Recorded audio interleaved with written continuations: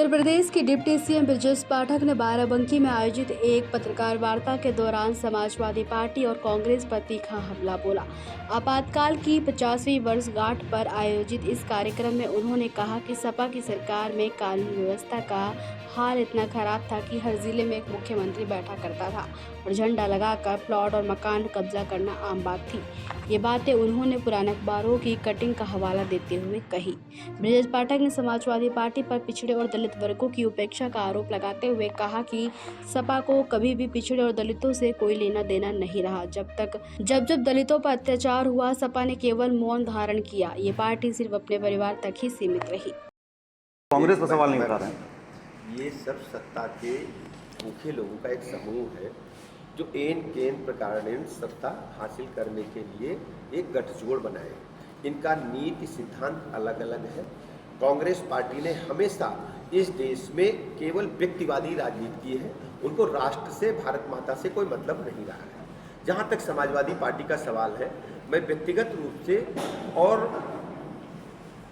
Samajwadi party के सभी नेताओं को कहना चाहता हूँ, आपको भी कहना चाहता हूँ, बाराबंकी जनपद का प्रबुद्ध वर्ग जो पत्रकार मित्र हमारे सामने खड़े हैं, वो एक एक बिंदु केवल बाराबंकी जनपद के उठा ले, प्रदेश के बाराबंकी से आसपास अयोध्या बहराइच तक के उठा ले। जब समाजवादी पार्टी की सरकार होती है, हर जिले में सीएम बैठा रहता है और जिले में प्लाट, मकान, दुकान कौनी खाली पड़ा हो तो बता देना समाजवादी पार्टी की सरकार में। आप में से कोई उदाहरण दे पाएगा?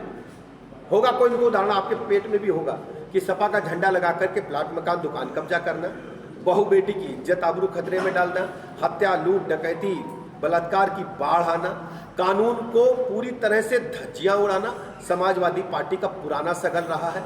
इनको देश प्रदेश के डेवलपमेंट से कोई मतलब नहीं है।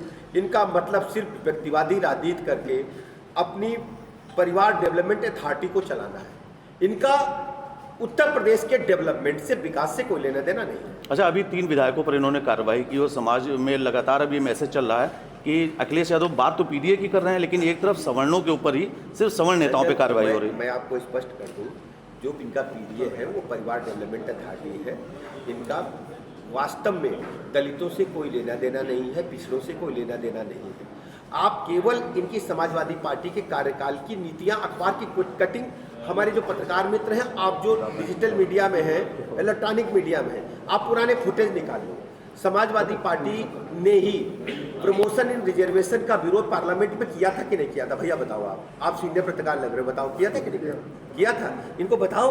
और दूसरा, वुमेन रिजर्वेशन का बिल आया था और यही समाजवादी पार्टी के सांसदों ने वुमेन रिजर्वेशन बिल को पार्लियामेंट में फाड़ डाला था। किया था कि नहीं किया था? ऐसे ही दलितों पर जब जब इनकी सरकार रही है, बूथ पर समाजवादी पार्टी के गुंडों ने ही दलित समाज के बेटे बहुओं को पीटा है। उसके दर्जनों उदाहरण आपके प्रदेश में, बाराबंकी जनपद में मिल जाएंगे। हम दूर नहीं जाना चाहते। आप जाकर के किसी व्यक्ति से जो समाजवादी पार्टी की राजनीति ना करता हो, इंडिपेंडेंट पॉलिटिक्स करता हो, जो बुजुर्ग लोग हो, जो बाराबंकी में रहते हो, प्रदेश में रहते हो, उनसे जाकर पूछो, बताएंगे कि दलितों पर जब जब अत्याचार हुआ है वो समाजवादी पार्टी के गुंडों ने ही किया है। जहाँ तक पिछड़ों की बात है, पिछड़ों में इनको कोई नहीं दिखाई देता, सिर्फ परिवार दिखाई देता। हम केवल यादव बिरादरी से पूछना चाहते हैं, यादव समाज हमारे भाई बहन हैं, वो सब हमारे कृष्णवंशी हैं। जब टिकट देने की बात आती, सत्ता में भागीदारी की बात करने आती है, तो केवल आपके परिवार के लोग दिखते हैं। पूछो इनसे, यादव बिरादरी में कितने लोगों को, बाहर के लोगों को टिकट दिए हैं? केवल वोट लेकर के, जनता को ठग करके सत्ता हासिल करने का इनका कुत्सित प्रयास है, जो उत्तर प्रदेश जनता कभी सफल नहीं होने देगी। और भारतीय जनता पार्टी ने प्रदेश को डेवलपमेंट के मामले में नंबर 1 पर लाने का काम किया है। लाइन ऑर्डर नंबर 1 पर है। और मैं कह सकता हूं, आज प्रदेश के प्रति व्यक्ति की आय कई गुना बढ़ी है। बिजली, जहां हम बैठे हैं, बिजली जल रही है। इसी प्रदेश में एक हफ्ता बत्ती दिन में आती थी, एक हफ्ता रात में आती। बताओ भैया, कोई पत्रकार साहब बता पाएंगे? गलत सही है, बोलो सही है ना दादा? एक हफ्ता दिन में आवत रहे, एक हफ्ता रात में आवत, सड़कें टूटी रहे। अब सड़क बैठो, सीधे लखनऊ उतरे हो, सीधे पटना लो, सरौआ चले जाओ। बोलो भैया, अजय राय जी, सड़क इससे बढ़िया रहा है? बताओ तुम जरा।